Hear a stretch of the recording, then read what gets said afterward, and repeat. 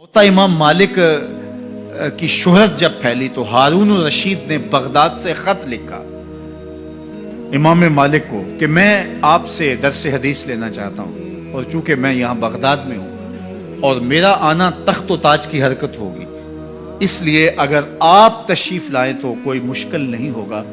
तो मैं अपने शाही महल में आपके लिए, आपके खुद्दाम के लिए अच्छा इंतज़ाम कर देता हूँ और उनकी ज़ुर्रियात का पूरा पूरा ख्याल रखा जाएगा। माँ शागिर्दों के आप अगर बगदाद में तशरीफ़ लाइए तो क्या खूबसूरत मंजर हो, और मैं आपसे सीखना चाहता हूँ। अल्लामा इकबाल ने इस मंजर को बयान किया कि जब ख़त पहुँचा इमाम मालिक को तो इमाम मालिक ने ख़त पढ़ा, आपके चेहरे पर सुर्ख रंगत ज़ाहिर हुई और आपने जवाब में लिखा, गुफ्त मालिक मुस्तफ़ारा चाकरम नेस जो सौदाए अंदर सरम। इमाम मालिक बोले, हारून रशीद तू जानता नहीं, जो जवाब लिखा, हारून रशीद तू जानता नहीं मैं तो मुस्तफ़ा करीम का नौकर हूँ, मेरे सर में किसी और का सौदा नहीं समाया हुआ।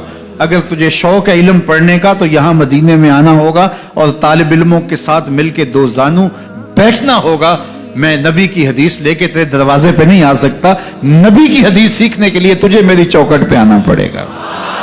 वो इल्म भी था, वो जमाना भी था। अल्लाह अकबर।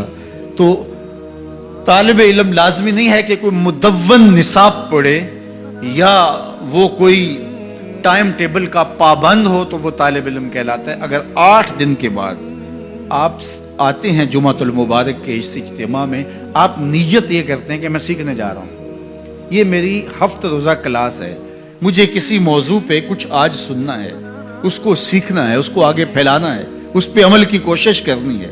तो आप घर से चलते हैं और सीखते हैं और जिंदगी भर आप सीखने के अज़म में रहते हैं। बूढ़े हो गए लेकिन सीखने का अज़म कभी बूढ़ा नहीं हुआ। तो सुनो मेरे हुजूर ने क्या कहा, जो आदमी इल्म के तलब में अपने सफ़र को जारी रखे हुए है और उसने अभी तकमील नहीं की कि उसकी मौत वाक़या हो गई। फरमाया कल क़यामत के दिन नबियों और उसके दरमियान सिर्फ एक दर्जे का फ़र्क होगा। इतने ऊंचे दर्जे पे जाएगा कि सिर्फ एक दर्जे का फ़र्क होगा। ये वो शख्स है जिसने इल्म दीन की तलब में अपनी ज़िंदगी गुजार दी। और जब तालिब इल्म घर से चलता है, अल्लाह के नूरी फरिश्ते उसके पांव तले अपने पर बिछाते हैं। बड़ा प्रोटोकॉल होता है कि सुर्ख कालीन बिछे हों किसी के लिए, सरबराह मुमलकत हो या कोई और काबिल एतबार हस्ती हो और किसी आली मर्तबत शख्सियत से मिलने जाए और वो एजाज़ तकरीम के साथ उसको नवाजे और सुर्ख कालीन बिछे हुए हों, एजाज़ तकरीम दिया जा रहा हो।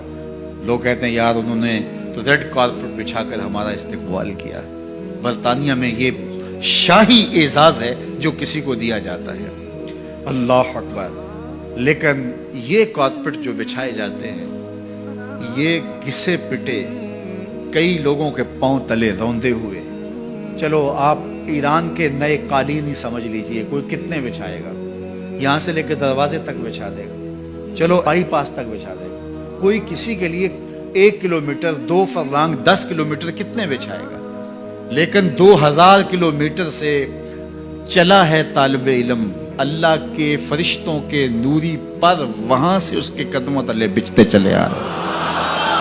और ये कालीन किसी दुनिया के कारखाने में नहीं बने हैं, ये फरिश्तों के तकद्दुस माप पर हैं जो तालिब इल्म के पांव तले बिछते हैं। वो एजाज, वो तकरीम जो इन तालिब इल्म को दिया गया है वो किसी और को नहीं। सबसे बड़ी बात यह है कि अल्लाह के महबूब अलैहिस्सलाम ने उलमा को अपना वारिस करार दिया। नबियों की वरासत दिरहम व दीनार नहीं होता, नबियों की वरासत इल्म होती है। इसलिए इल्म तलब करने की हम तरगीब दी गई और उसके लिए हमें जितनी भी मेहनत करना पड़े हमें उसकी तरगीब है। हत्ता कि हमें संगलाख पहाड़ों का सफ़र करना पड़े, हमें समंदरों को अबूर करना पड़े, हमें सहराओं के कलेजे चीरने पड़े, हमें चीन पहुंचना पड़े, तो हम वहां से भी इल्म कशीद करके लाएंगे।